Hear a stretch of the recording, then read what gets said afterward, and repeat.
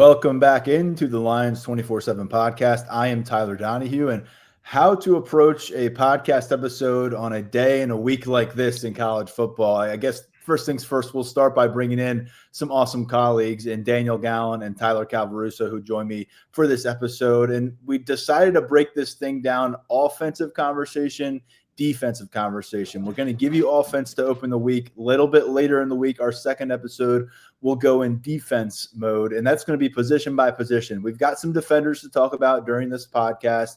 Tyler Calvaruso has some notes on some Tuesday pickups that have happened as we're getting ready to sit down and record. And I'll be honest, I'm anticipating some live reporting happening here on the show based on the way things have gone here since the transfer portal opened up on the 2nd of January, really going back about 48 hours before that when guys started to really put out those announcements.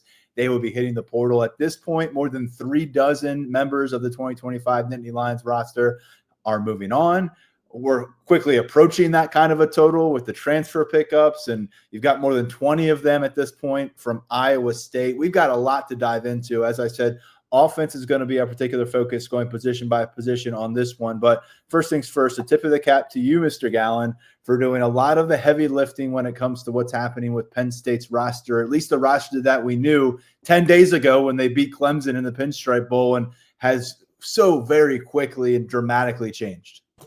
Yeah, it's been a whirlwind over these past, however many days it's been, even before the Pinstripe Bowl. We fired up that roster tracker, I think in mid-December, and it's evolved where we had the opt-outs really high up for the Pinstripe Bowl, and now that slide got all the way moved down to the bottom, and now it's portal. Guys leaving, guys coming back, guys coming in. It's been tough to keep track, but with you guys, it's been a big help, and I think we've got all our bases covered. On top of it, having the portal open January 2nd, which is a really fun time of year to be, stuck in one spot with so much other stuff you'd rather be doing happening in the holiday season. It's been a whirlwind, but I think that we're starting to get an idea of what Penn State is going to look like moving forward, and it's going to be very, very interesting. Tyler, I want to make sure we put a spotlight on you as well, Mr. Calvaruso. You have stepped up and you had a nice uptick in work. You kind of re-entered the chat, as they say, in mid-December there, as Penn State was picking up some commitments late in the 2026 cycle, reacting to some of the Matt Campbell staff moves and all that. But boy, the floodgates have opened on the other end of this, and you have been huge for us in covering who is coming on board for Penn State. Thus far, it's been a lot of Cyclones to talk about. We're following Matt Campbell to State College. But Tyler, you asked for work. You promised people you'd be putting in the work when you got a chance, and here it is, buddy. Yeah, 23 commits now, 20 former Iowa State players jumping on board. It's been busy. It's been hectic. All of it's been expected at the very least. That's a good thing that we've had a pretty good sense on what's been coming. We're expecting a pretty significant number of former Iowa State players to ultimately join Matt Campbell in State College. That's come to fruition. We'll get into all that a little bit later, but it's been a crazy weekend. It's unlike anything I've ever covered. It's been a lot of fun, but it's definitely different from some previous off seasons. That's for sure. I know that we put the number out there a week or so ago, and Brian Doan had brought this number to the board as well with some of his write-ups.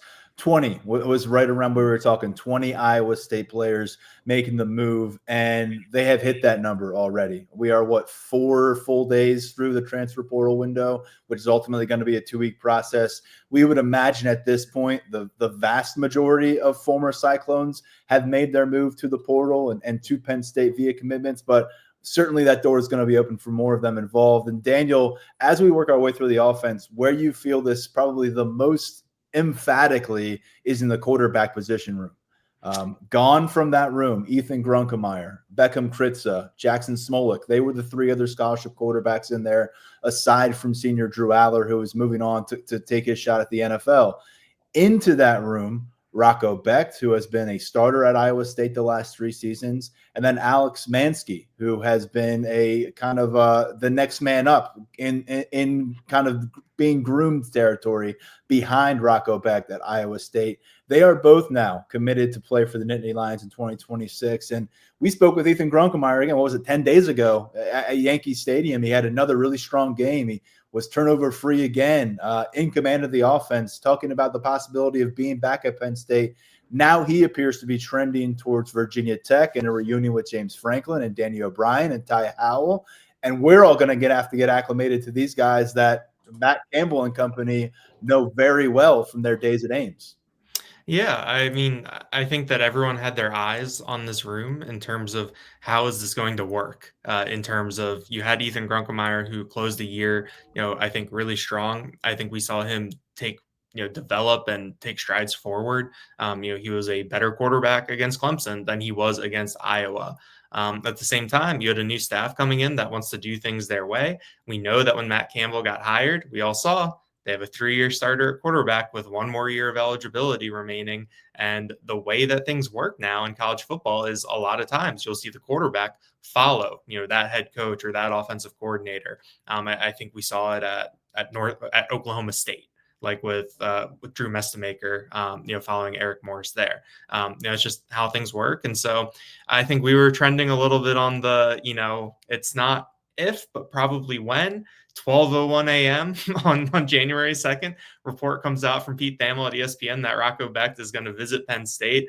So I think we all saw where things were trending here. I think that, losing 4 scholarship quarterbacks, you have to figure out a sustainable way to reload. And I think that bringing in Alex Mansky along with Rocco Becht is an interesting maneuver, for Penn State. I think on the one hand, it shows the culture that Iowa State had, where you've got a quarterback who was a composite 4-star, had some good offers, sat as a true freshman and is now, looks like willing to sit as a redshirt freshman. I think that's a little unique at that position. So I think that Matt Campbell, Taylor Mauser, Jake Waters, I think so far, it appears they've managed this, that, not only are they loading that room for 2026 with Rocco Becht, but they've done things in a way that's sustainable by also bringing in Mansky, where you're not turning towards 2027 and immediately being like, oh shoot, is Case Evans or Peyton Falzone going to have to start? You have someone who could be a little bit more seasoned. Obviously, if there's another guy in the portal next year who's intriguing, you never know. It's just a year-by-year thing right now. But yeah, I think that things are looking a little bit more sustainable. I will say, a little footnote: Rocco Becht, and Alex Mansky, when they sign, they are going to officially be the first transfer quarterbacks signed by Penn State. In this portal era, dating back to James Franklin, when he got here, that was a thing. He'd never brought in a transfer quarterback. Extenuating circumstances a little bit here in terms of the coaching change and losing 4 scholarship guys. But, Penn State, I think they were the last holdout. So now they are officially in it, or officially in this new era of college football. And as far as we can project it out at this point, when this team gets on the field next to suit up and throw the ball around, the 4 quarterbacks, 3 of them will be brought in by this staff. The other, Peyton Falzone, will be someone signed by Terry Smith, who was once committed to James Franklin.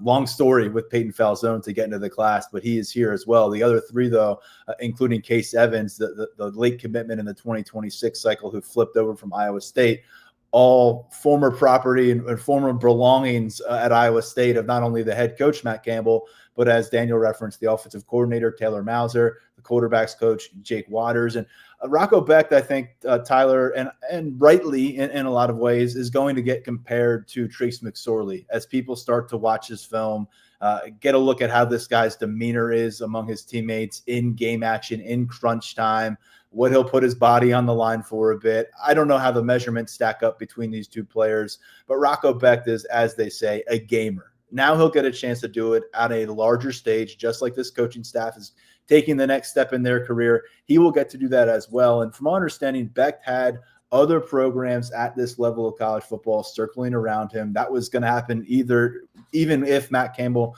doesn't leave town. And Matt Campbell, though, makes it pretty obvious where this kid's going to land. No more than 9,000 passing yards together, 27 interceptions versus 64 total touchdowns. And then you factor in what he's been able to do on the ground, 19 touchdowns rushing. Tyler, when you look at the grand scheme of the quarterbacks and guys who would or would not have familiarity with this coaching staff, if you got to hit the reset button, how highly does this rank on Penn State's result at QB1 to get Rocco Becht? It was needed. It was definitely one of the top priorities entering the offseason. They needed an answer under center in the short term, and Rocco Becht is that answer. He knows the offense that Taylor Mausers are going to run like the back of his hand at this point. He knows Matt Campbell. He knows what's expected of him. And quite frankly, I don't think there's a better fit for what this program wants to do in 2026. You mentioned some other programs came calling. I think LSU was one that popped up for Rocco Becht, and the Nittany Lions did have to fight that off because, again, we live in a world where dollars and cents mean a lot, and they get thrown out there in pretty significant sums. But this one always had the feeling of getting done in favor of Penn State, and that's what ultimately came to fruition as anticipated. I mean, look, Becht has to bounce back from the injuries that he dealt with throughout 2025. Seems like he's going to be able to do that quite well. You guys laid it out perfectly. He's a really tough kid. That he's kind of a staple of what Matt Campbell and his staff have recruited throughout their careers, especially at Iowa State. I mean, I talked about Carson Hansen, the running back, who we'll get into a little bit, how he kind of embodies everything that Iowa State was under Matt Campbell. Rocco Becht fits that mold as well. So it's a strong ad for 2026. Penn State has its short-term answer at quarterback, and Rocco Becht, they also landed their long-term answer over the weekend as well. So it was definitely a productive weekend under center for Campbell and company.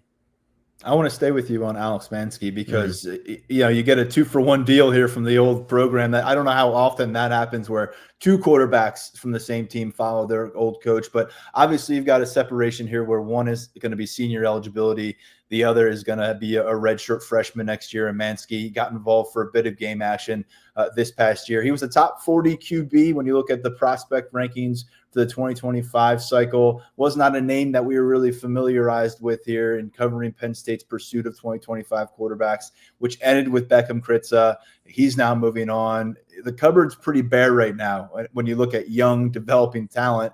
And in fact, it's essentially bare until Mansky comes to town. What can you tell us about him? What makes him an appealing prospect for this coaching staff as they adjust from Ames to State College? And ultimately, what can he take advantage of a year behind Becht versus a reality where most quarterbacks are chasing snaps right now?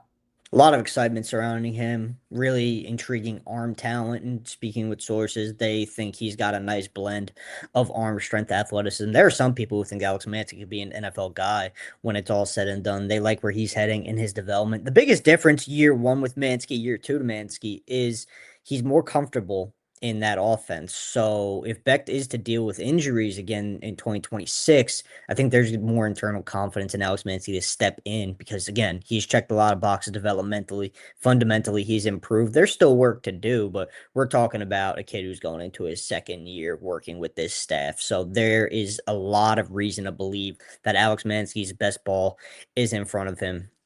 This was Iowa State's clear top quarterback target in the 2025 cycle. There was no doubt about it. This is who Matt Campbell wanted. This is who Taylor Mauser wanted. This is who Jake Waters wanted. They went out and got him once he hit the portal, kind of like Becht, foregone conclusion that he would eventually follow Campbell to Penn State. I know Kansas State tried to get involved a little bit as well, and Kansas State was a good opportunity for him, but Mansky is very comfortable coming into Penn State, learning behind Becht for another year, and then as long as all goes well, presumably take over the starting role in 2027. Nothing is obviously guaranteed in college football, but the plan, there's a succession plan in place here. Becht 2026, Mansky 2027 and beyond. So the two moves that Penn State made in the portal at quarterback helps you in the short term and will seemingly help you in the long term as well. Mansky, 6'3", 225. You like the physical foundation there. He had a lot of Power 4 conference offers on the table coming out of high school. Many considered him to be the premier offensive prospect in Iowa last year, elected to stay home at Ames with the Cyclones, and now part of this quarterback package coming over with Rocco Becht. We'll be talking about both of these guys a lot more later on. But as far as somebody what we're saying goodbye to, it felt like we were really just getting to know him, Daniel. And I know that you went out to his high school during his senior season. We certainly spent a lot of time chatting with him on the podcast here, a couple of appearances as he was getting ready to enroll with the Nittany Lions. But Ethan Grunkemeyer, after 7 consecutive starts to finish his redshirt freshman season, a body of work that I think he can certainly be proud of, and that certainly contributed to a 4-game win streak to finish out the season, and someone that Terry Smith repeatedly put praise toward in press conferences during the last couple of months. He is in the transfer portal. There have been reports that he is ultimately going to resurface with the Hokies and Virginia Tech down in Blacksburg and continue with that staff that he's very familiar with. But ultimately, what will you take away from our interactions, our time watching Grunkemeyer here as Penn State's QB1? Although it was a brief period of time, I think he has a really good chance, Daniel, to go on and be a successful winning quarterback at the power conference level for the next 2-3 seasons. I think that's my big takeaway too, is that you saw someone who really grew and really positioned himself, for success. I think you saw the on-field products improve over the course of the year. I think that a lot of his improvements when he started throwing downfield, that was tied to when Katron Allen started getting fed. And I think you saw how that run game really helped him in the pass game. But then you look at what he was able to do in the Pinstripe Bowl when he doesn't have Katron Allen, he doesn't have Nick Singleton. Corey Smith struggled to get going after starting. Quentin Martin eventually gave them consistency, averaged more than 5 yards a carry. But that was still really station to station. In that game, Grunkemeyer had the best passing game of any Penn State quarterback over the course of the season. 23 of 34, 262, 2 touchdowns. Drew Aller didn't hit those numbers during his 6-game run as a starter before he got hurt. So I think you saw in that Pinstripe Bowl, putting the ball in Grunkemeyer's hands in some adverse conditions, and he was able to make some plays. And then on top of that, I think we saw the intangibles and the leadership. The ability of him to celebrate with his teammates, to connect with guys, to even bond with Terry Smith, two guys from different sides, of the football who were both thrust into, tough situations and were able to work together, develop a relationship that was really able to get this thing over the finish line without the wheels falling off. So I think you saw Grunkemeyer really emerge as a leader too. I think he's someone who is going to have success wherever he ends up. It sounds like that's going to be Virginia Tech. I think it will be interesting now that he has experience, now he has that seasoning. What could it look like, with the Hokies whenever his time does eventually come, if it does indeed come there. Got to put all the qualifiers out there because, we're still waiting for stuff to get signed and we know how fast these things can change. But overall, I think that Grunkemeyer, I think it got to the point at the end of the year, which I think, people were sad to see him go, disappointed to see him go. And I think seeing that sort of reaction from the fan base shows the strides that he was able to make over the course of the year. He's somebody I think that Nittany Lions fans will certainly look back fondly upon from this 2025 season. Not every player is going to have that designation from how the season went. He will. I think what's really curious to me here is, does James Franklin coordinate something where he's got Bo Prabula finishing out his college career and Ethan Grunkemeyer sharing that campus? Is that something that both those guys would be into? I think Ethan Grunkemeyer in a lot of Power 4 conference campuses is looking at a competition this spring, probably into the summer as well. I don't think there's a lot of places that he steps into, and it's very clear that he's QB1. Wasn't going to happen here, but I think that the fact that you bring in Mansky as that redshirt freshman in 2026, it eases the sting of this a little bit. You just need Rocco Beck to show up and be that leader, that program culture driver that he has been able to be in Ames. He's got to be that guy here, because I think you pluck something that's been pretty important from the DNA of this locker room for the past couple months by losing Ethan Grunkemeyer. Let's go over to the running back room, and you kind of teased this one a bit, Tyler Calvaruso. You said that Carson Hansen coming in from Iowa State, their leading rusher, guy who's got about 20 total touchdowns the last couple of seasons. He has also announced that he is heading to Penn State, like his quarterback, Rocco Beck. What made you say that he was basically he was Iowa State football on display on the football field, and he's a Matt Campbell guy on display on the football field now for Penn State? What are those parts of his package as a running back that he's bringing here to Happy Valley? Tough, gritty. He'll run through you. You'll feel Carson Hansen every Saturday that he's on the field. That is what Iowa State was. That's what Penn State wants to be. There's a lot of the same traits that this program wants to carry over from Iowa State to Penn State. And Hansen is a guy who is going to continue embodying that in the blue and white. And look, they needed an experienced running back with Katron Allen and Nick Singleton off to the NFL. There's only so much you could do putting the eggs in the basket of a guy like Quentin Martin, who has all the talent in the world, and they're extremely excited about his future in State College, but you need some experience in the running back room. Carson Hansen provides that. Second team All Big 12 in 2025. His best season yet. Rushed for just shy of 1,000 yards following a 2024 campaign in which he found the end zone 13 times. So he's been really productive throughout the last 2 seasons. His last 2 years at Iowa State were really, really good. And there's no reason to think he can't replicate that at Penn State. Same deal as Becht and really all these guys that we're going to talk about. They know the system, they're comfortable, they know what's asked of them, and they've shown that they can execute it. So it's a strong ad for Penn State in the backfield. I don't think they're done exploring options in the transfer portal at running back yet. And I'll get back to that on that in a second, Tyler. And you answered it very quickly, but we'll talk about that topic in more detail. But Daniel, on the surface at least, I really like the complementary pieces here of Carson Hansen, who comes in after being a guy who was getting 20 touches a game for Iowa State, catalyst type running back for them in some key situations, found the end zone 21 total times the last couple of years. And you pair that up, at least to start here, as you wrap your head around the running back room, with Quentin Martin, who did not touch the ball at all during the 2025 regular season, then got 20 carries and turned them into 101 rushing yards against Clemson in a victory in the Pinstripe Bowl. He is someone who has been retained. He will be with the team in 2026. And that's a part of the conversation here as we go position by position, not just who's out and who's in, but who's sticking around. And so Quentin Martin is the other piece of this puzzle thus far, Daniel. What do you make of that early combination between Hansen and him? I think there's definitely a lot to be intrigued by when it comes to what their skill sets are, what they've done. And I think with Martin, now we have some real tape on him. It's not just that projection anymore where we're talking about him and we're like, well, he has this build, so he could catch some passes out of the backfield and, maybe you can get him out into space and he can do some things. We saw him running between the tackles against Clemson. We saw him, I think, in a role that I don't really think any of us, might have expected to see him in. I think that if you fast forward to signing day and you say, hey, Quentin Martin's going to get 20 carries in a game, I think we, knowing how Penn State used its running backs, knowing the type of running back he is, I think, we might have raised our eyebrows at that. He seemed like, all right, like get him in there, change of pace a little bit, maybe lean on him here and there. But to see him carry that load, I think you feel good about it.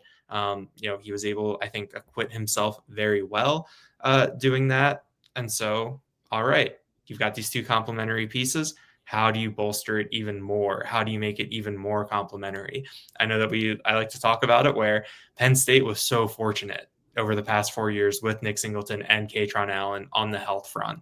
And this is a position where things can go south pretty quickly. You need to have guys who can step in case someone gets nicked up, in case there's a injury here or there.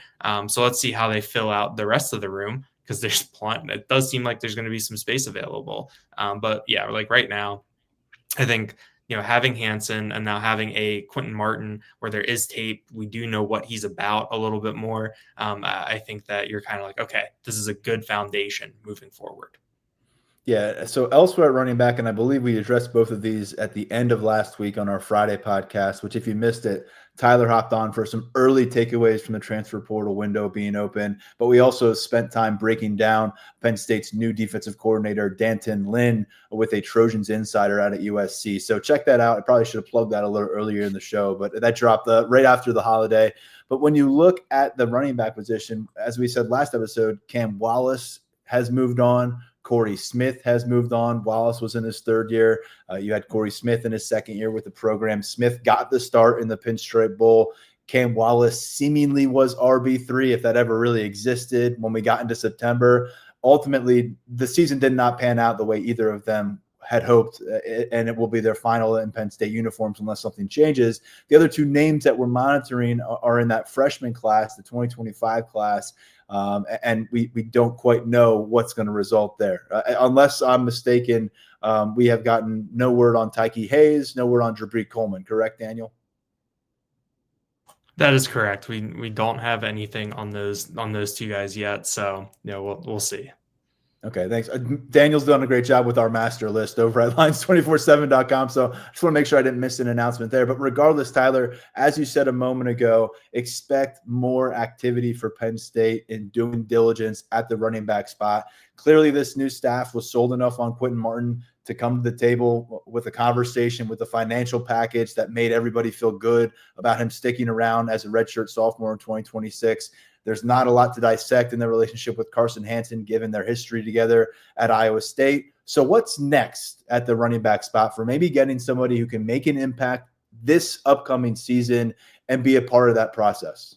So there's still some names in the portal that we're charting pretty closely. Former Ohio State running back James Peoples arrived on campus Monday night. We reported on him Sunday night. He was solid in a complimentary role at Ohio State. Obviously, that backfield was loaded. He's younger. He's still coming into his own. I think that makes him a pretty intriguing potential addition if things do come together on that front. And then today, Tuesday, you've got a couple more running back visits. You have a couple that are taking place right now. One in the high school ranks, one in the portal ranks, another that's going to kickstart later tonight. This is actually Deontay Sheffy from State College High just told me he's on his official visit as we speak. So he's the high school back to keep an eye on. In the portal, you're going to have Mekhi Frazier coming over. He touched down in State College about half hour ago. So that visit is a go. Rushed for just over 500 yards this past season at Michigan State. Had a couple of standout performances, so he's a back to keep an eye on. And then LJ Phillips starts his visit later today. Rushed for nearly 2,000 yards at South Dakota, led the FCS in rushing, had 20 rushing touchdowns. So there's still plenty of irons on the fire in running back recruiting. I think high school wise, I think Penn State's in a pretty good spot with Sheffy. Portal, we're still waiting to see how the dominoes fall, but the Nittany Lions are definitely looking for another back. Sheffy's quite the interesting. We might as well stay here for a second because it's a name that we haven't addressed much. Mm-hmm. We probably a couple of years ago on the podcast, because he's a guy that we all loved in the 7-on-7 tournaments that they had here. He was a local guy, State College High School, then spent some time transferred to Harrisburg High School. Is kind of buried. It may not be the right word, but he's part of a team that has a lot of talent on the field compared to State College, and so he's not really utilized in the same capacity. Finishes his career back at State College, was a Syracuse commit for a while. Then all of a sudden, Penn State has an offer out to him with this new staff. Before we move forward with the transfer conversation, I think it's worth revisiting that because Sheffy is someone that we had pretty much scratched off our list a long time ago regarding 2026 at running back. And of course, since then, we have seen Penn State lose its commit in Messiah Mickens and hire a new staff and seen young talent go to the transfer portal. So they're looking for some answers right now. They are, and Sheffy profiles as a potential answer in the high school ranks. New staff moved on him last week. He moved swiftly to lock in a visit. He and his dad, they talked with Taylor Mauser, the offensive coordinator, and got that one settled. As of right now, Sheffy's still planning on going to Missouri for an official visit this weekend. I think it'll be interesting to see if that one actually comes together, because I think Penn State has a really good chance to seal the deal, whether it be this weekend or right now while Sheffy's on campus or in the future. But either way, talented back. I think earlier in his career, I had some questions about if he was a power forward back. I think his senior season at State College High was really, really good. Daniel, you got the chance to see him in person. He had a pretty good game against a strong Harrisburg team. So there's a lot to like there. We'll see. I still think there's development on the horizon with him. But if Sheffy does enter this 2026 class, I think it's a strong add at a position where there are no commits right now. Yeah, Daniel, that's a good point. You saw him in game action. I know you were someone who was high on him as well when we got him out in shorts and a T-shirt playing on Penn State's practice fields in the summer.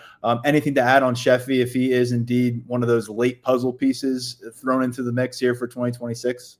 Yeah, definitely. I thought in that State College Harrisburg game back in September, I thought he acquitted himself very well. That was a wild game down the stretch, very back and forth, and he made a couple, very key plays to help State College get back in that game and send it to overtime. I think there's one play that stands out in my mind where I think he got the ball, hesitated, waited for a hole, and then got there, finished through contact. I think that also as a freshman running back, it seems like he would be in a position where if he did come to Penn State, they wouldn't need him right away. So you get him in that strength and conditioning program, get things really right with him, and then he can be good to go and a contributor. All right, guys. Wide receiver room looms large every offseason, it seems, and we knew there was changes coming. Marcus Hagans, for one, no longer the wide receivers coach here for Penn State. They have moved on. Noah Pauley, as we have discussed, coming over from Iowa State with some history over there, track record of getting guys that are maybe a little more of that gem variety out of high school, getting them to the NFL. And we'll see what that looks like and translates to Penn State, where your ability to go hunt down some talent should be emboldened a bit here with the brand and with the NIL package that Penn State can present. Daniel, let's start with the receivers retained, because that is a big story thus far. We'll look at the receivers who are in the transfer portal in a moment, but Kobe Howard is the headliner there. He'll be a sophomore in 2026, burn redshirt status during the second half of the season. Terry Smith stepped up as interim head coach. All of a sudden, a few freshmen started seeing more playing time. He was one of them. Put together a nice span of 20-plus yard gains across the way in Big Ten action.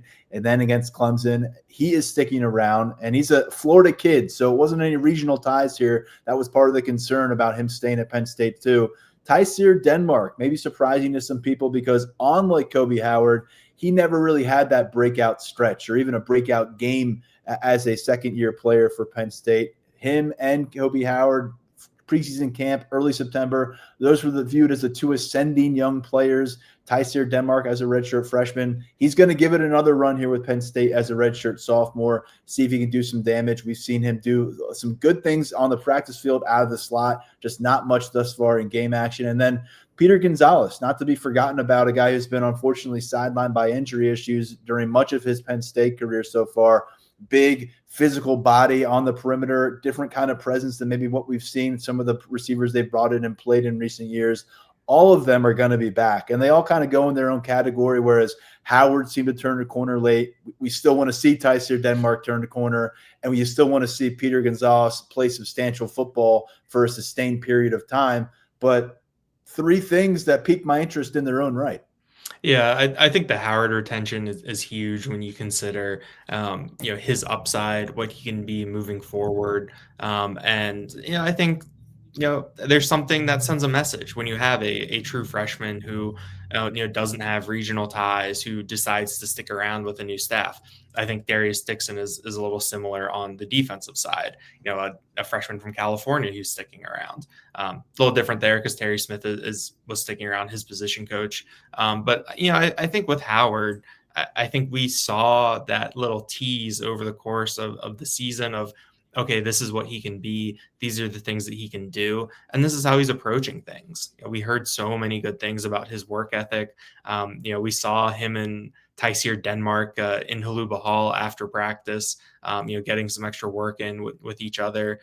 Those are two guys that, seemed pretty inseparable whenever we'd be at a road game and we'd be down on the field pregame and see the players come in. Denmark and Howard were always together. And I think that, given how we talked about them as being ascendant, they were really tied together over the course of the year. In terms of on-field stuff, there's a separation. We saw Howard, we didn't see Denmark. Denmark had 2 catches for 17 yards this year, and they were in the season opener against Nevada.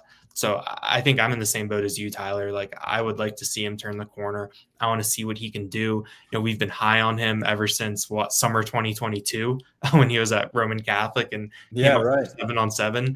I think that, all right, like, let's see what he has. I think Noah Pauley seems to be the right guy to bring in if you want to draw something out, of a young player, if you want to find what you can develop with him and get him on the field.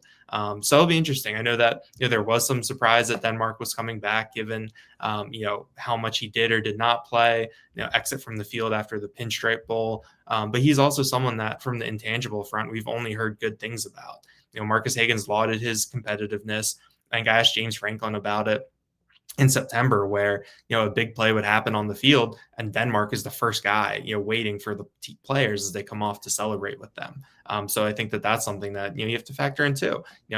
Good locker room guy, someone who I think appears to be a plus for chemistry, at least from our perspective, from what we're able to see. And then to wrap up with Gonzalez, you just want to see him stay healthy, have a chance to contribute, get on the field. Someone that we saw go through the process of earning that offer. I think that was summer 23. putting things together, doing what James Franklin, Marcus Hagans needed him to do in order to become a Penn State commit. He was someone too, with the dynamics with him staying around. I think Penn State and Virginia Tech were the two schools that were fighting for his commitment there at the end. So he had a lot of familiarity with that school, with Blacksburg, with that program. And for him to stick around, even with, James Franklin and, a lot of people he's probably familiar with moving on. I think that speaks to something too. But the first thing with him is, stay healthy. Let's see what you can do, on the field. Let's get you into practice. So we have something substantial, I guess, to go off of. Marcus Hagans, by the way, moving on to Michigan staff as assistant receivers coach there with the Wolverines. And Tyler laid it out there. Daniel did, and I did before that. What is your initial reaction to Noah Pauley, the receivers coach, his first swing at roster retention with some of those names that are staying? And then can you talk us through the Iowa State collection that has quickly made their move from Ames and announcing commitments to Penn State? This receiver room is going to be full of former Cyclones next year. Keeping Kobe Howard was the big one. It was kind of an early litmus test of sorts, and Noah Pauley did a good job there with Howard and Denmark as well. But Kobe was the big one for, I think, some pretty obvious reasons. He flashed exactly what he can be when given the opportunity. And Daniel, you made a really good point. I've said this about Darius Dixon myself, and we said it when we were talking about whether or not Elijah Littlejohn, 2026 linebacker, was going to stick in that Penn State class. He ultimately landed at Georgia, but it's tougher to keep some of these non-region kids in situations like this. So yeah, I think it was fair to wonder whether or not Kobe Howard is going to stick around. We know the Sharks were circling, but Paul did a good job reeling him back in, and he's on board. I think that's going to be a really nice connection between him and Rocco Becht when it's all said and done. And there are some guys that Becht already has a connection with coming in. Brett Eskelden, he was Iowa State's leading receiver in 2025. Chase Sowell right behind him as Iowa State's second leading receiver. Sowell really intrigues me. Big play guy, can really make an impact vertically down the field. So he played banged up throughout the 2025 season. I think you're going to see a better version of him with the Nittany Lions. He's got 1 year of eligibility remaining. Eskelden has 2 years of eligibility remaining. So you're going to see plenty of Rocco Becht's top target at Iowa State over the next 2 seasons. And then on the younger player front, kind of developmental wide receivers to keep an eye on, 2 guys the Iowa State staff really liked, and out there at Penn State, they're liking where things are going with them. Karan Brookins, Zay Robinson.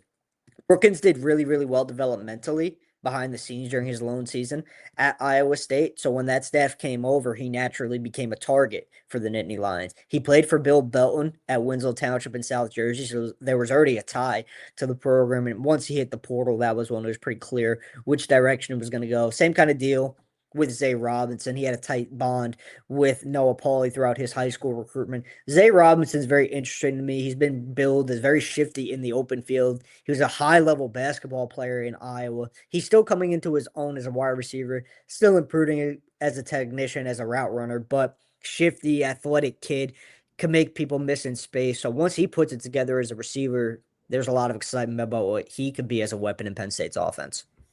Yeah, so 2 of those guys, as you laid out, they're more established, and Iskelsen and Sowell, and both of them 500-plus yards last season. But I like that they were both over 15.5 yards per catch. Both guys were consistently stretching the field. And Sowell, to me, coming from East Carolina before this, and a guy who's made some plays at a different level and looked good. And prior to that was at Colorado and was injured, and it was a coaching staff change. So he's kind of got an interesting path at this point. But to me, he probably has the highest ceiling here, Daniel, and kind of reviewing guys' path to this point, what they can be, because he really seems to be someone who, when he's at his best, can start to take the top off of a defense's back end. And Iskelsen, to me, is somebody who has also proven to be a lengthy, like a threat down the field, a long-distance threat. And we all hope to see more of that kind of vertical pass game present with regularity here and watching Penn State football. But I think that each of these guys who were right around 30 catches last year could break out, double that total in year 1, because they have the same coach, they have the same quarterback, and they're going to have a level of confidence that they probably didn't carry into last year, especially as Sowell continues to stay healthy. I think this is a guy who could really take the next step in terms of name recognition, especially now that he's wearing a Penn State uniform. Definitely. I think the way that you've gone about, bringing over who you've brought over from Iowa State, it really puts you in a position to hit the ground running. If you're these transfer wide receivers, because you have your quarterback, you have your wide receivers coach, and you have your offensive coordinator and your head coach, obviously. I think that puts Penn State in a good opportunity to maybe mitigate some growing pains that maybe you would see if you just bring in a new offensive system, or a couple of different pieces that don't necessarily have these connections and chemistry. So I'm intrigued. I mean, yeah, that yards per catch number that stands out to me a little bit. I know we joked about how horizontal the offense was last year under Andy Kotelnicki. It does seem like Penn State is in a position to stretch the field a little bit more and take some shots, which I think helps on the field and also helps in the stands. With your fan base and how they're interpreting what is going on. Yeah, and you really just can't overstate the importance of the fact that these wide receivers, I know there's 4 total, but 2 of them have done it consistently in games with Rocco Becht. They've been through some highs, some lows, made mistakes, worked through them, and they've done it off the field as well. And so for them to just come to a new campus, there's going to be an adjustment period for everybody in that building. But by the time they're on the field together with the spring, and certainly preseason camp in August, there should be a lot in place that already feels natural for these guys in the passing game, especially with the coaching staff that they're working with, the same that they had out in Ames. And so clearly, Tyler, they were fans of their wide receiver room out in Iowa State. They went, they got 4 of them here on board with the 2026 roster. But how about the grand scheme of things at transfer receiver? Is this going to still be a priority position to watch moving forward? Or do you think they got most of the job done just going back to their old campus? Still looking for another if it's the right fit. Noah Rogers, former NC State wide receiver, former Ohio State wide receiver, former 5-star recruit. He was on campus Monday. So they're still exploring the transfer portal market at wide receiver. I don't think they're going to force the issue, but if a top-end talent presents itself, the staff is going to be involved there. All right, let's talk about tight end, because that's another spot that has been huge for Penn State when their offense is at its best. They usually have an all Big Ten or all American level talent at that position doing damage. Maybe lacked that a bit this past year, as it was a lot of Khalil Dinkins, a lot of Luke Reynolds, and a lot of Andrew Rapplier as the year went on. It certainly was not the one-man show at the top of the conversation like when Tyler Warren was the starting tight end in 2024. But by the end of this process, you saw that Andrew Rapplier was the ascending figure in that room.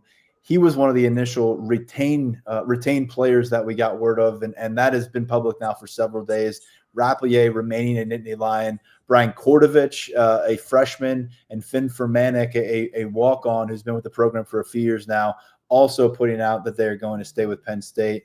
Now, who is out of the equation at tight end? Luke Reynolds, who was a starter for much of the year, a sophomore, a former 5-star, a former number 1 overall position prospect in our rankings at 24/7 Sports for the 24 class. Andrew Olish, who was one of the premier tight end prospects in the 2025 recruiting class. He ended up not playing as a freshman at Penn State. And then you also see Matt Henderson, and a while back, before the season even ended, Joey Schlaffer, an in-state tight end prospect from a few years ago, hit the portal. So Henderson, Olish in that freshman class, Kordovich from the freshman class too, sticking around. They are both out, like Luke Reynolds. And Henderson already announced, I believe, that he's going to Virginia Tech. And a lot of people think that Luke Reynolds is going to be there as well. I've been tracking what guys have announced and all that. But Ty Howell, the former tight ends coach, is now going to be the play caller for Virginia Tech. So a lot in place if they do go that route.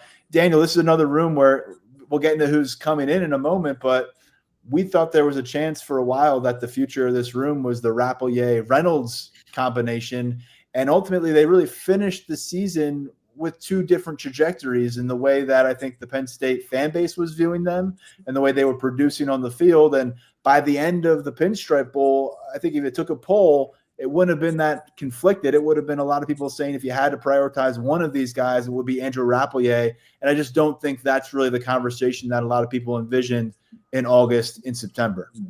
It's a good reminder that development isn't always linear, with what you had from Reynolds and Rapplier over the course of the year. Rapplier, I think once he shook off that rust that we saw in early August, got his feet under him, I think he was really able to thrive.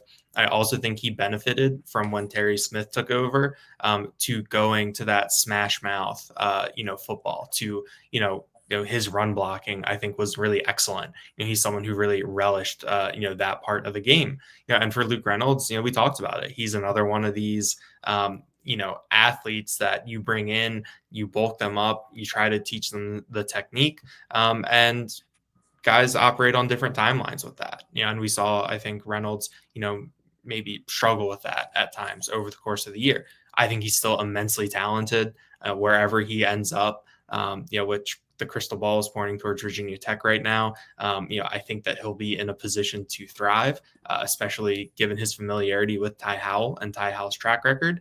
But you look back at where Penn State is, I think the future is really bright. I know Tyler's probably going to talk about what Penn State has coming in from Iowa State. But you couple that with Rapplier coming back. I think Kordovich is someone who is really physically impressive. Like, he is a big dude, and he was a big dude last summer when we saw him walking around during 7-on-7 when his alma mater was in town.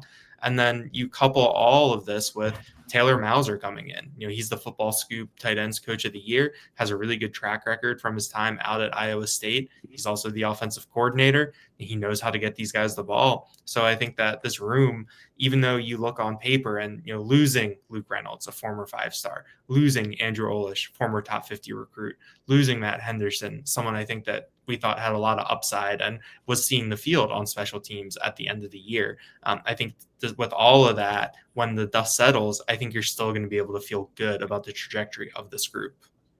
Yeah, there's no denying that you are taking a hit here in the production in the potential and upside department with some of these players are losing, like you've laid out. Olish and then Henderson, what you loved about him was he was essentially a wide receiver turned tight end, and we were just kind of really early stages of that. And we've gushed on and on about Luke Reynolds and what we viewed from a 5-star standpoint early on, and what we think we have seen in flashes here at Penn State's facility.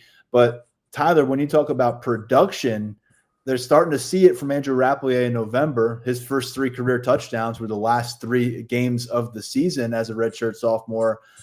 But the guy that's coming in from Iowa State, who's done it as a starter before, he has a lot of production to point to, and he's not alone in making the room move from that room in Ames and following Mauser to Penn State.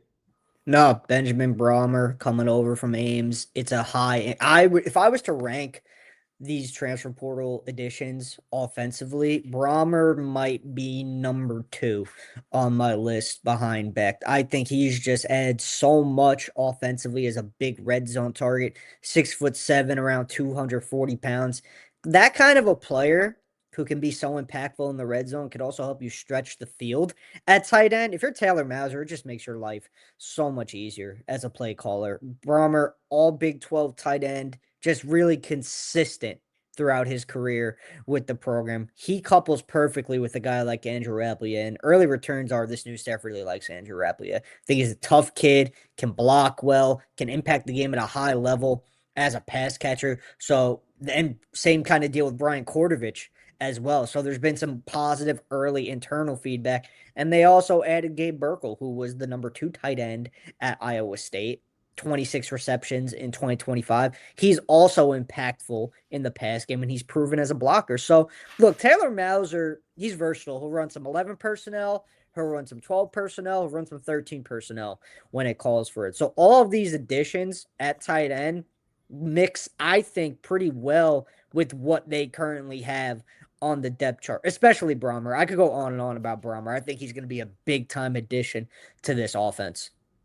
Yeah, Brahmer and Rapplier leading the charge there at tight end makes you feel better about losing some of the talent that they did, because if that's how it shakes out in the end, that's a really good spot to be. And I'll just mention that Burkle not only had 26 catches this season, he had 26 catches in 2024 as well. So he's established himself in that Iowa State offense, which you're going to see here as the new Penn State offense as a piece of that plan. And that gets to continue for another year as he joins this tight end room as well. Just going back, because I know I missed it, and there's not a lot of names here that really raise your eyebrows, and that's kind of why I missed it. But who's out at wide receiver, who's in the portal from Penn State's 2025 roster? Anthony Ivy, who was in his 4th year. Caden Saunders was in his 4th year as well.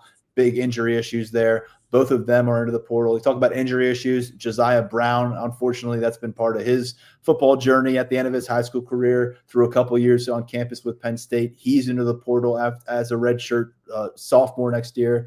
And then Jeff Exeter, part of that freshman class here in 2025, also entering the portal. Another guy we could see pop up down at Virginia Tech as some guys sort through their options and end up following James Franklin. But that's what you got out the door at wide receiver to stack on what you've got out the door at tight end. And let's finish up on the offensive line. This is a large group, and we knew they were going to lose certain players because of senior eligibility. And that's a list that included center Nick Dawkins and tackles Nolan Rucci and Drew Shelton. And then you had one of the premier NFL guard prospects and redshirt junior Venga Ioane. And so all of that was known to have happened. What has happened since this transfer portal window opened up has really enlightened us on what this group could look like moving forward. Anthony Donko, Cooper Cousins, two of the top names on our retain board that we put out leading up to the Pinstripe Bowl. Both of them started in the Pinstripe Bowl. Both of them back in 2026. Cooper Cousins is a guy who could play either guard position, could play center for Penn State. Anthony Donko could play guard, could play tackle for Penn State. You look across this group, Dominic Ruley started in place of the opted-out Nick Dawkins at center against Clemson a couple weeks ago. He is staying on campus. And you start to look at some younger pieces of the offensive line room. Owen Alasine, a freshman. Malachi Goodman, another freshman tackle. Garrett Sexton, a redshirt freshman tackle. They all plan to stay with Penn State in 2026. So a nice blend there of some guys who have game experience, Big Ten experience, and guys that we have heard really good things about their development. And then you work your way through who has left the room. TJ Shanahan, in terms of starts accrued, stands out. He had 5 starts for Penn State this year, including the Pinstripe Bowl. Has played center at the college level too, along with playing a lot of guard for Penn State. He has gone down to Florida. He's going to be reuniting with Phil Trautwein. Same deal for Egan Boyer, who you throw him in with some of those tackles we talked about, Malachi Goodman and Owen Alasine and Garrett Sexton, guys that you really had a high ceiling for at tackle. Well, Phil Trautwein may have thought Egan Boyer had the highest ceiling, and he is also going to get to work with him, like Shanahan, down in Gainesville, as those guys are going to be Gators. But they also see Javen Williams, former 5-star, never quite found his position, never quite found his path to the field here with Penn State through 3 years. He is joining Alex Birchmeyer. He is joining Brady O'Hara, who's a true freshman in that transfer portal as well. So, Daniel, I'm sending it back to you. Kind of a mixed bag there in terms of guys you lost versus guys you're keeping. But I think you got to start with that foundation of Donko and Cousins, because with both of them, it goes beyond just finding the best 5 who fit for your offensive line. And those guys can do it at multiple positions, but each of them are going to vie for team captaincy. Each of them are going to be one of the more important voices in a locker room that's undergoing major adjustments in recent months. Yeah, I think that with the offensive line, the thing that stands out to me overall is just the retention that Matt Campbell and Ryan Clanton were able to do here. I think that, we've known Cooper Cousins as a Penn State guy, for a long time. He was another guy that Terry Smith called a future captain at Penn State. And so when he announced he was coming back, it wasn't necessarily the biggest surprise, but it felt impactful. To have this guy. I believe he was the first or second. He was in that first group of 3 with Donka and Rappleyea to announce he was coming back. And I think that helps set the tone, for what we've seen in terms of, guys wanting to come back to Penn State. With Donka, he was the only returning starter, slated on this offensive line. And so to get him back, where he is in his development, I think that is really big. And then these younger guys, Malachi Goodman, former 5-star recruit. Mark Brennan has the picture of him jumping up and, hauling in a pass on the practice field, someone that can do some very impressive things. And I think someone that we were hoping to see, at some point over the course of his freshman season. And then Owen Alasine, he was someone that you look at him, and I think we maybe put him in that like Phil Trautwein project column, like a Garrett Sexton, like an Egan Boyer, where, all right, let's get him on campus. We'll see when we see him. He's out there playing left tackle in the blue-white game and holding his own. We saw him, I think, flirt with the 2 deep a little bit, maybe depending on how certain pieces were doing and where the health was at different points. And I think having him come back, especially because with Alessini and also with Sexton, like they felt like the Phil Troutline template. They were these, younger or, taller, longer, skinnier guys that you come in and build up, similar to Egan Boyer.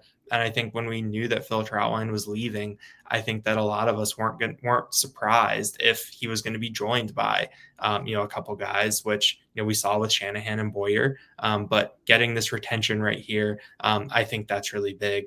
Just as for the guys going out, it shows kind of the imperfect evaluation nature in high school, and how certain things just might not work out, and it's tough. Alex Birchmeyer, at one point he was 24/7 Sports as I think number 14 prospects in the class. I know that when that cycle ended, he felt like a can't miss, or almost like a really high floor type of guy to come in. Never materialized. Javen Williams, we saw what he was doing in the run game at Wyomissing, and the athleticism, being able to get out, having that really strong base. That never quite materialized. I think there are some injury issues there. And that's tough. Birchmeyer's going to Liberty. We'll see where Javen Williams ends up. I think that both of those guys still have good football ahead of them. But things happen at different times, different circumstances come into play, and you hope that they can find some success, or playing time. That's what guys are here for. They want to play football. You hope that they can find their way to the field elsewhere when this all ends.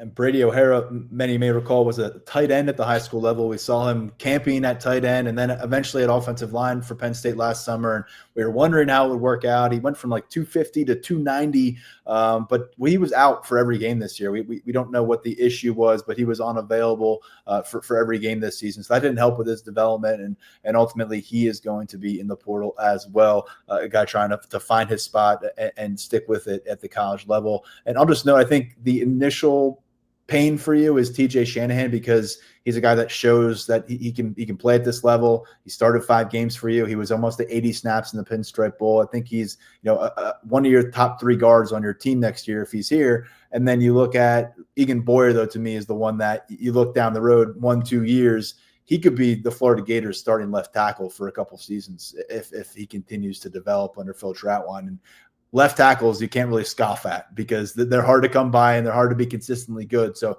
Egan Boyer is probably the name I watch on that list. And there are new names that we have to get familiar with, Tyler, and we're going to lean on you for that one, because there's been a big influx of offensive linemen following position coach Ryan Clanton from Ames, Iowa. Who are the Iowa State transplants at the top of your list who can make an impact for this O-line?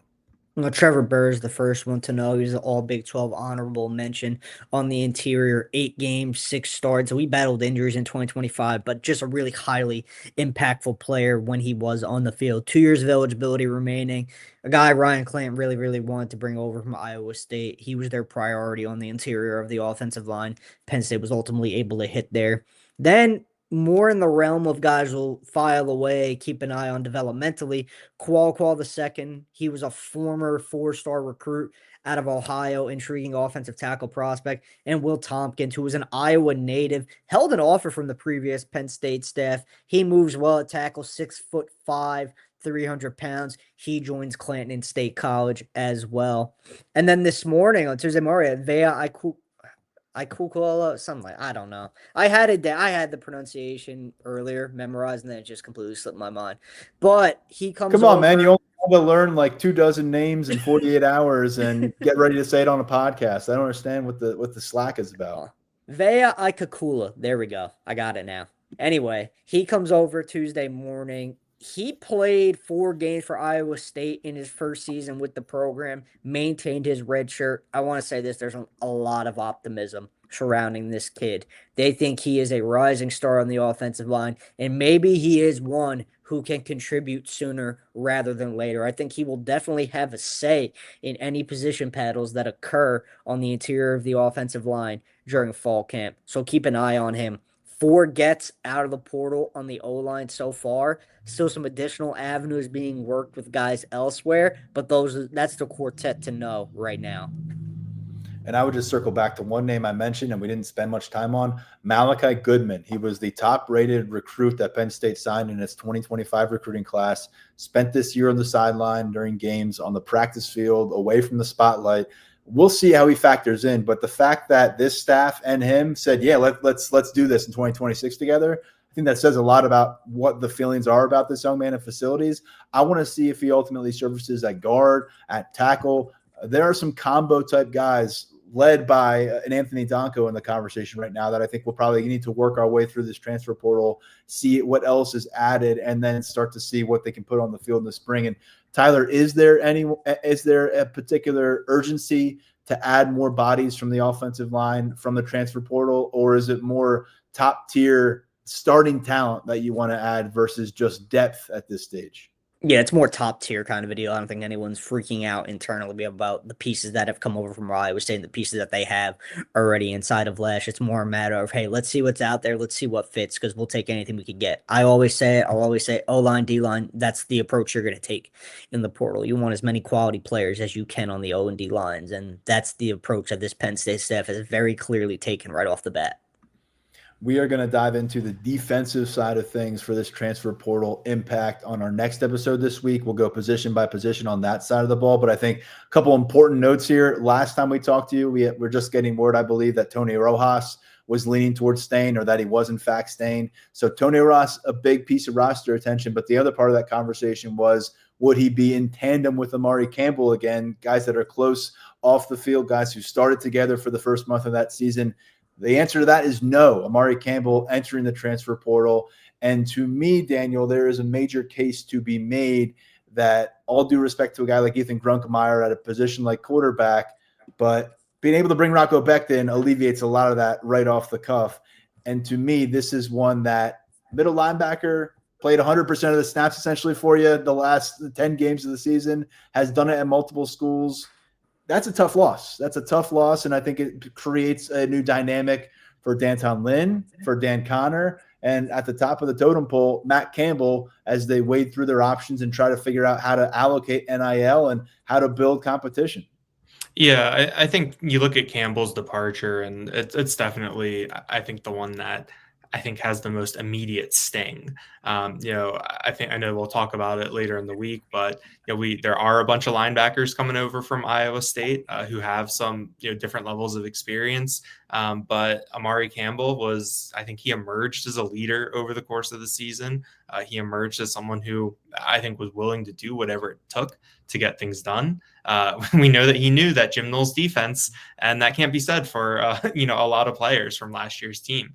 So I think that you had a very savvy player, someone with a lot of intelligence, and to see him go out the door, I think that's a tough one for you. I thought his statement on Sunday morning was pretty interesting in terms of wanting to go somewhere where he was valued, and I think mentioning that this is the second time that has happened to him in his career. I think that he was a unique individual. He really did have a personality. So it's going to be interesting to see where he ends up. I do think that the moves that Iowa State has made since in the portal, I think that maybe you've alleviated that sting a little bit. But I think when you talk about bringing him and Rojas back as a tandem in terms of known commodities in the blue and white, you felt really good about that. And it'll just be different. It's just another position where we're going to be looking at some starters who were playing elsewhere last year. Yeah, Amari Campbell, that is, did not seem coy about putting it out there that I don't think they're bringing what I need at the bargaining table right now and the negotiating table, and I want to see what others have to present. Remember, he spent his first 2 years with the North Carolina Tar Heels before making his move to Penn State this past summer. And Tyler, who are the headliners on defense? As I said, we'll go position by position. Just to finish on this note, though, mentioning Amari Campbell being a pretty critical loss, and we got into we'll get into a bunch of the other names that are here and staying and all that. But names that are coming in, and largely from Iowa State at this point, do you feel good about what they're adding at linebacker? Where do you feel particularly strong that Penn State has plug-and-play talent coming in from Ames for this defense? Probably linebacker and safety. Safety is the big one with Marcus Neal Jr. and Jameson Patton coming over. Both those guys were high-level contributors on the back end of Iowa State's secondary under Deion Broomfield. So that's where I think the highest potential plug-and-play impact is. But linebacker as well, bringing over 3 experienced backers. That's an overwhelming plus as these guys get settled into D'Anton Lynn's system. So having that on board plus the experience and production on the back end of the secondary, I think the defensive group that has arrived at Penn State from Iowa State, pretty solid one so far. What would you make of the latest splashes? Because we're getting outside of Iowa State territory. I think people were wondering when were we going to turn to the new chapter of the transfer portal pursuits and see guys from other schools. A couple defensive linemen announcing their commitments to Penn State here on Tuesday. Tyler, you have reporting over at Lions247.com. Where are they coming from, and what are you making so far of this post-Deion Barnes era development at the defensive line for 2026? I'm going to kick things off on the non-Iowa State front. Last night, Keanu Williams, defensive tackle from UCLA, played for multiple members of this new Penn State coaching staff during his tenure with the Bruins. Space-eating run stuffer, 39 tackles in 2025, has 1 year of eligibility remaining. Then here, Tuesday morning, early afternoon, Alex McPherson, intriguing edge rusher who played at Colorado last year. He's got multiple years of eligibility remaining. High upside D lineman, pass rusher, coming over to Happy Valley. And then on the defense, in the interior of the defensive line, Armstrong Nodum from Oklahoma State. I mean, this kid, you just look at a picture, he's a freak. He's strong, athletic. Started out more as a bigger defensive end edge rusher type player, but has packed on a lot of weight, good weight. He's around 290 now, so he's an interior defensive line target for this Penn State staff. Another one where they were able to go out and seal the deal. So it's you're seeing that this staff has a type on the defensive line. Williams and Nodum are just really, really big guys, and they're going to eat up blocks, and they're going to let those linebackers run free through the gap. So I like those 2 additions. McPherson's probably the most intriguing to me. I mean, he comes from IMG Academy, where he's a rotation piece for one of the best prep programs in the country, yet he still led them in sacks for tackles for loss during his final season. Goes over to Colorado, was an Oklahoma State commit for a while, flipped to Colorado late in the 2025 cycle, made an instant impact as a freshman, burned his red shirt, appeared in 10 games, 16 tackles, multiple sacks. He was an impact player on the special teams as well. So there's a lot of excitement about that get. That's my favorite one too so far, based on what I looking down the road a little bit, a couple of years, projecting some things out, making the move from Colorado here to Penn State after a very productive freshman year. They need guys to make plays off the edge. I mean, we just had a couple more names pop up in the portal as we were sitting down for this. Cortez Harris, Malachi Williams, defensive ends. Chaz Coleman has moved on, Jalen Harvey moving on. So a lot of names, so a lot of things to kind of fill out on that end of the depth chart. We'll do that next episode defensively. A note really quick on the coaching stuff, because all the staff things are happening behind the scenes. Christian Smith joining the defensive line plan, according to a report from Matt Zenitz with our 24/7 Sports Network and with CBS Sports Network. This is going to be a move to work with edge rushers here specifically at Penn State. And Smith's a guy who spent the last 3 seasons as Northwestern's defensive line coach. He has a history of playing for and coaching for Matt Campbell during his days at Toledo, and then eventually on the staff a bit at Iowa State. And then another name that surfaced today as the staff comes together. The only position coach that we don't know yet, the identity, is running backs, but according to Football Scoop, we know the assistant running backs coach, and that is Sheldon Croney Jr., who was the running backs coach at Central Michigan this year. Prior to that, he was a graduate assistant with Iowa State. He was a player at running back for Iowa State. So a lot of history with Matt Campbell, and with this coaching staff, he actually helped coach Carson Hansen, the new Penn State running back, a couple of years ago during his breakout campaign. And we'll finish here, Daniel, because we do have clarity on Terry Smith. A couple months now removed from him being named the interim head coach, finishes that run on a 4-game win streak. We knew he would be the associate head coach. We knew he would be one of the most highly compensated assistant coaches across college football, but he's back to his old position room, as you were able to post on Lions247.com. Yeah, Penn State updated its staff directory on Monday, and Terry Smith is in there as associate head coach and cornerbacks coach. Along with that, Deion Broomfield, who had been listed as a secondary coach, he is now the safeties coach and pass game coordinator. So I think we're going to see some of these responsibilities really become clear. I was actually looking earlier in the day on Monday, and Justin Lustig had still been listed as special teams outside linebackers nickels. He is now just listed as special teams, which I think you can also take as some confirmation on our reporting that he will be back next year. And we'll see how these responsibilities change. I think Terry Smith said it would be around this time that you would see these responsibilities become clear. We know who the linebackers coach was going to be. Cincinnati defensive coordinator Tyson, I think Vate. Need to get clarity on that. He's coming over. You're retaining Dan Connor, but it's still a little bit of a mess where you need to flatten things out. Really hone in on some of these responsibilities. I mean, like, we are going to learn what kind of titles Matt Campbell gives his assistants. We saw some over the course of James Franklin's tenure, some co-offensive coordinators pop up, some different types of coordinators pop up, those sorts of things. So we'll see. But Terry Smith, he's back. He's going to have that cornerback room. He's getting Darius Dixon back. He's getting Zion Tracy back. He's got Audavian Collins back. There's one more. Jameer Joseph is back. So he's going to have a full deck to work from. And I think that, that's something that we now know about Penn State. Terry Smith, cornerbacks coach. We know how his cornerbacks play. I think that now there's going to be a real level of familiarity going into next year.